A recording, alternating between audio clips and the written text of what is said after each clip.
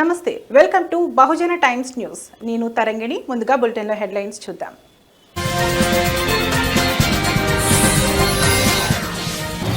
అన్నదాతలకు కేంద్రం good news. Kharif పంటల కనీస మద్దతు ధర పెంపు.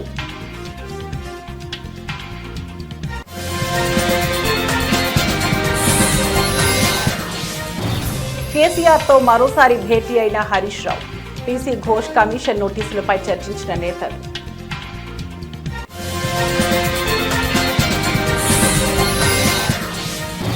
ఇసుకపల్లి రాజు కేసులో మాజీ ఎంపీ నందిగం సురేష్ విచారణ.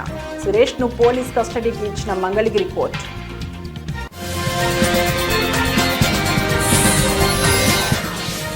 నకిలీ విత్తనాలు అమ్మితే కఠిన చర్యలు. కలెక్టర్ తేజస్ నందలాల్ పవర్ హెచ్చరిక.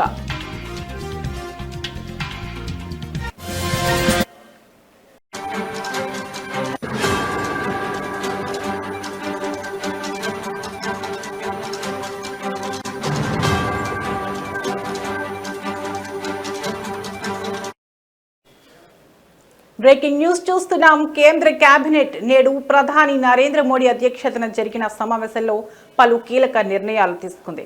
సమావేశం అనంతరం కేంద్ర మంత్రి అశ్విని వైష్ణవ్ కేబినెట్ నిర్ణయాలను వెల్లడించారు. ఇందులో రైతుల కోసం, అభివృద్ధి కోసం కొన్ని ముఖ్యమైన నిర్ణయాలు తీసుకుంది.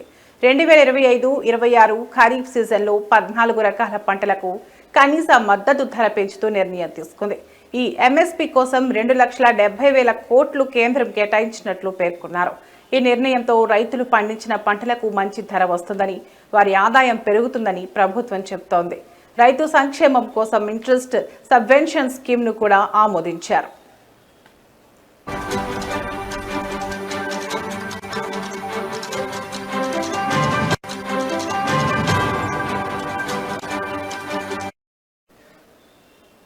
దీని ద్వారా రైతులు తీసుకునే రుణాలపై వడ్డీ రేట్లు తగ్గించి వారిపై ఆర్థిక భారం తగ్గించేలా చర్యలు తీసుకోనున్నారు.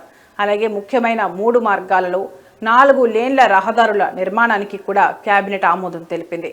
మహారాష్ట్రలోని వార్డా, బల్లార్షా, మధ్యప్రదేశ్లోని రత్లాం, నాగ్డా, ఆంధ్రప్రదేశ్లోని బద్వేల్, నెల్లూరు మధ్య 4 లేన్ల రహదారులు నిర్మిస్తారు. ఈ రహదారులు రవాణా సౌలభ్యం పెంచి ఆర్థిక అభివృద్ధికి దోహదం చేస్తాయని అశ్విని వైష్ణవ్ తెలియజేశారు.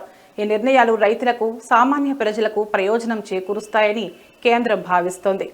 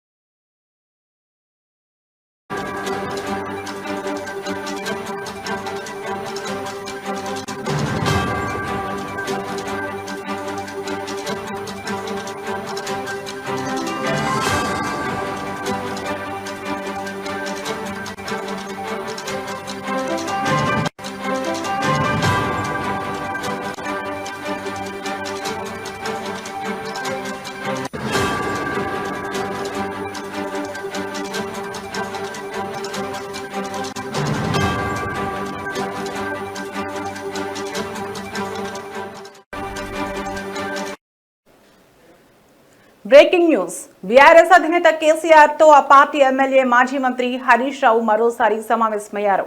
ఎర్రవల్లిలోని ఫామ్ హౌస్ లో జరిగిన ఈ సమావేశంలో ప్రధానంగా కాళేశ్వరం ప్రాజెక్టుకు సంబంధించిన ఆరోపణలపై జస్టిస్ పినాకి చంద్రఘోష్ కమిషన్ జారీ చేసిన నోటీసుల గురించి చర్చించినట్లు సమాచారం.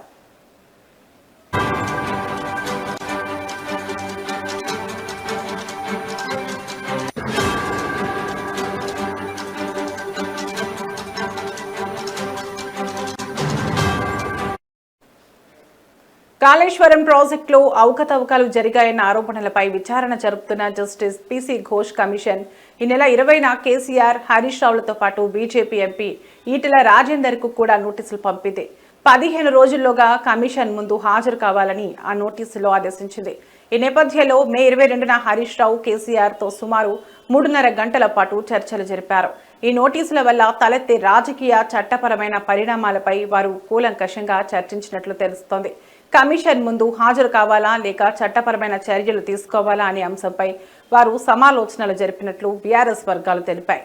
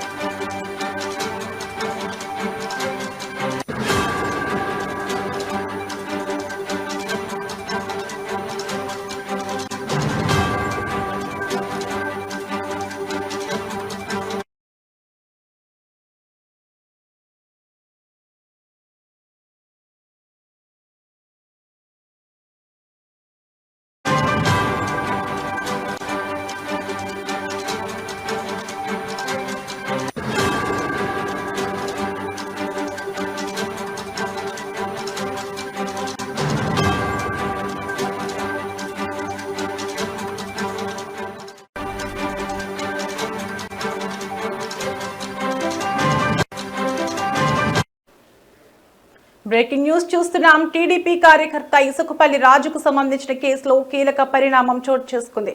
ఈ కేసులో నిందితుడిగా ఉన్న వైసీపీ నేత మాజీ ఎంపీ నందిగం సురేష్ ను పోలీసులు ఈ రోజు కస్టడీలోకి తీసుకున్నారు.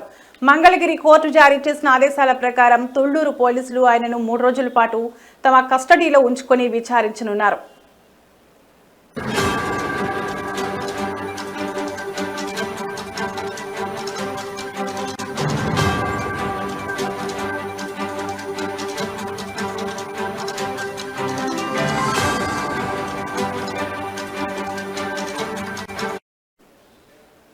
గుంటూరు జిల్లా సబ్ జైల్లో రిమాండ్లో ఉన్న నందిగం సురేష్ ను విచారణ నిమిత్తం తుళ్లూరు పోలీసులు తమ అదుపులోకి తీసుకున్నారు. ఆయన్ను తుళ్లూరు పోలీస్ స్టేషన్ కు తరలించారు. రాబోయే 3 రోజుల పాటు లోతుగా ప్రశ్నించి ఆయన వాంగ్మూలాన్ని నమోదు చేయనున్నారు.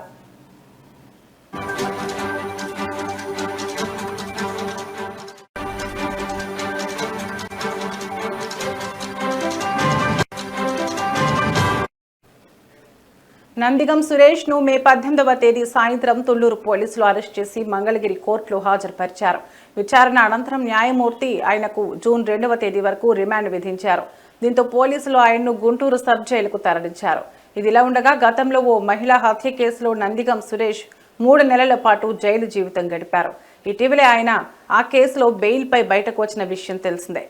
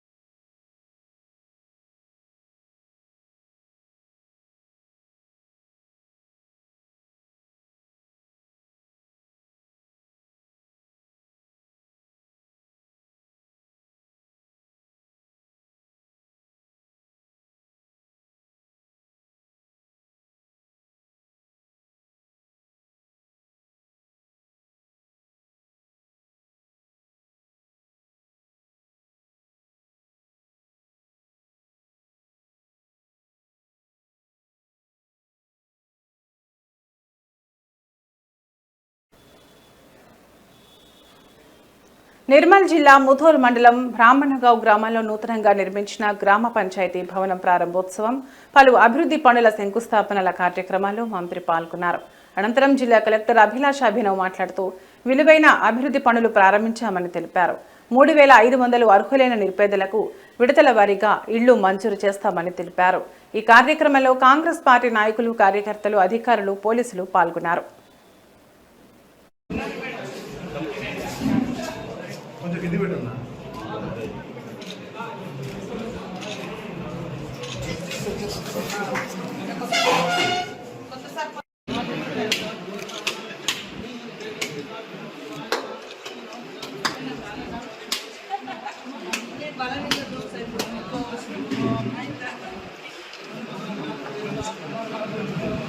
Photo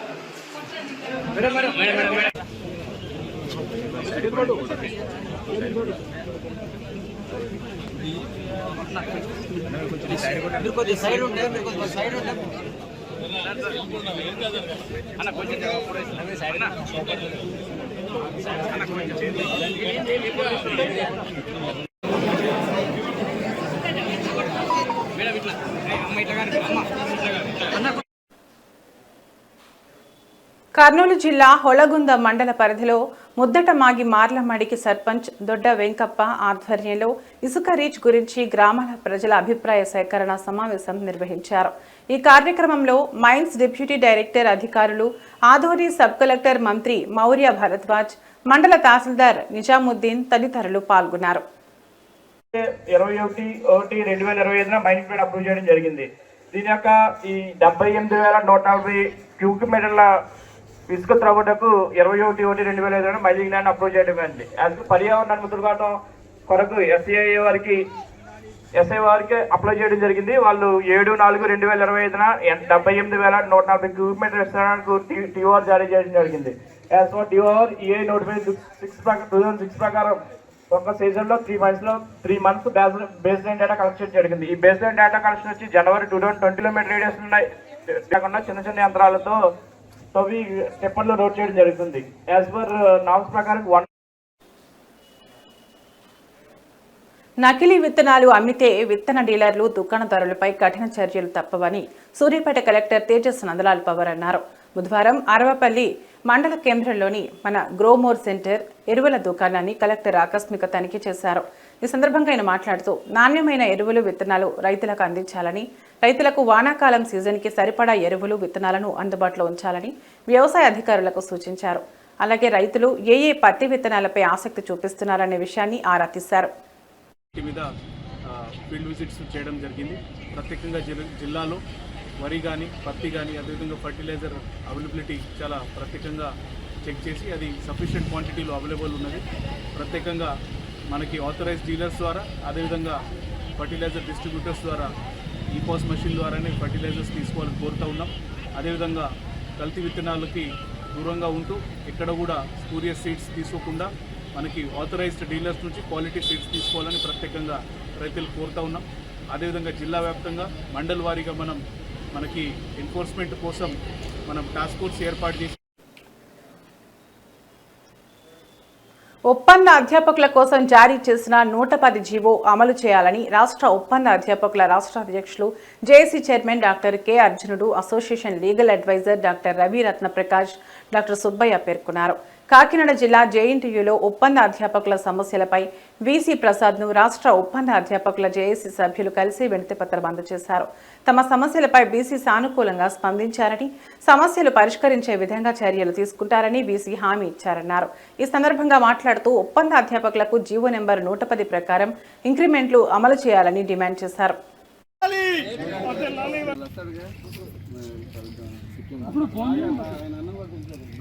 Andhra university contract faculty association legal అడ్వైజర్ని.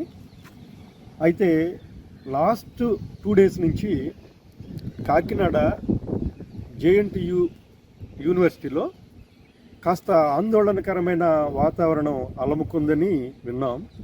దాంతో మా ప్రెసిడెంట్ గారు దగ్గరున్న 4 యూనివర్సిటీస్కి ఇన్ఫామ్ చేసి రమ్మని చెప్తే, అలాగే నన్న యూనివర్సిటీ నుంచి, డాక్టర్ బిఆర్ అంబేద్కర్ యూనివర్సిటీ నుంచి, ముఖ్యంగా ఆంధ్ర యూనివర్సిటీ నుంచి, అసోసియేషన్స్ నుంచి చాలామంది వచ్చాం ఇక్కడికి. కానీ ఇక్కడ చాలా ఉద్రిక్తంగా ఆందోళనగా ఉంది అని చెప్తే మేము భయాందోళనకి గురయ్యాము. కానీ ఇక్కడికి వచ్చిన తర్వాత మా అసోసియేషన్ ప్రెసిడెంట్ అర్జున్ గారు, మేము కలిసి వీసీ గారితో మాట్లాడితే ఆయన తీరుతెన్నులను బట్టి చూస్తే సవ్యంగానే ఉంది, బాగానే ఉంది అన్నట్టుగా అనిపించింది. అయితే మా ప్రధాన డిమాండ్ ఏంటంటే, సార్ మరి మీరు 15 days అని ఇప్పుడున్నట్టు. స్వర్గీయ నందమూరి తారక రామారావు 102వ జయంతిని కాకినాడ జిల్లాలో నిర్వహించారు. ఈ కార్యక్రమానికి ముఖ్య అతిథిగా శాసనసభ్యులు వనమాడి కొండబాబు హాజరయ్యారు. జిల్లా తెలుగుదేశం పార్టీ కార్యాలయం జిల్లా పరిషత్ సెంటర్ నందు ఎన్టీఆర్ విగ్రహానికి తెలుగుదేశం పార్టీ శ్రేణులు పూలమాలలు వేసి నివాళులు అర్పించారు. అనంతరం గవర్నమెంట్ జనరల్ హాస్పిటల్ జీజీహెచ్ నందు పెద్ద ఎత్తున పేదలకు అన్నదాన కార్యక్రమం నిర్వహించారు. స్వర్గీయ నందమూరి తారక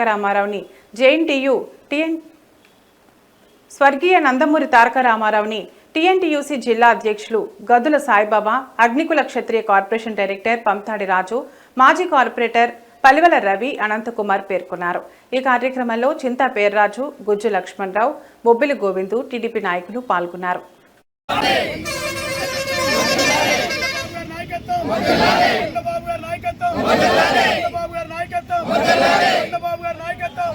ఈరోజు నందమూరి తారక రామారావు గారు పుట్టినరోజు. ఈ పుట్టినరోజు అంటే ఆంధ్రప్రదేశ్లో ఉన్న ప్రతి ఒక్కరికి కూడా పండుగ రోజు. ఎందుచేతంటే ఆంధ్రుల యొక్క గౌరవాన్ని, మర్యాదని, ఆంధ్ర యొక్క అభివృద్ధిని కూడా దిశని నిర్ణయించినటువంటి వ్యక్తి, ఏకైక వ్యక్తి ఎన్టీ రామారావు గారు. ఆయన ఈరోజు 102వ పుట్టినరోజు పూర్తయి 103వ పుట్టినరోజుకి అడుగుపెట్టారు. ఈరోజు మేమందరం కూడా తెలుగుదేశం పార్టీ కార్యకర్తలు, నాయకులు అందరూ కూడా పండుగ రోజు పండుగ వాతావరణం జరుపుకుంటున్నాం. అదేవిధంగా మహానాడికి మా నాయకులైనటువంటి స్థానిక శాసనసభ్యులు వనమాడి వెంకటేశ్వరరావు గారు, కొండబాబు గారు మహానాడికి వెళ్ళడం జరిగింది. ఆయన మహానాడికి వెళ్ళిన తర్వాత తెలుగుదేశం పార్టీ ఎవరైతే ఇవి ఇప్పటివరకు ఉన్న బులెటిన్ అప్డేట్స్. మరో బులెటిన్లో మళ్ళీ కలుద్దాం. నమస్తే.